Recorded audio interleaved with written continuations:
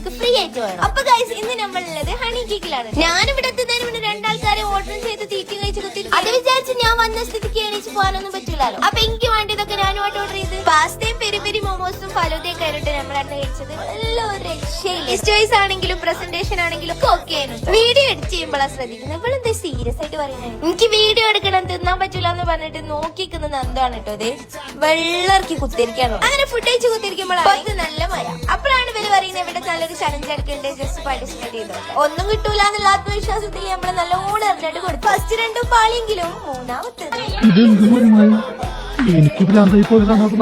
അങ്ങനെ ഗൈസ് കിട്ടി നമുക്ക് ഫ്രീ ആയിട്ട് മിൽക്ക് കേക്ക്. എന്നാലും എന്താലേ നിങ്ങൾക്ക് വേണ്ടി എങ്ങനെ സത്യം പറയാലോ, പൈസ എടുത്ത് വാങ്ങിയതിനെക്കാട്ടിലും നല്ല ടേസ്റ്റ് ഉണ്ടായിരുന്നു. അല്ലേലും അങ്ങനെ ആണല്ലോ. അപ്പൊ നിങ്ങൾക്ക് വേണമെങ്കിൽ വേഗം വിട്ടോളിട്ടോ ഹണി കേക്കിലേക്ക്. പിന്നെ നെക്സ്റ്റ് വീഡിയോയിൽ കാണാം. Okay bye.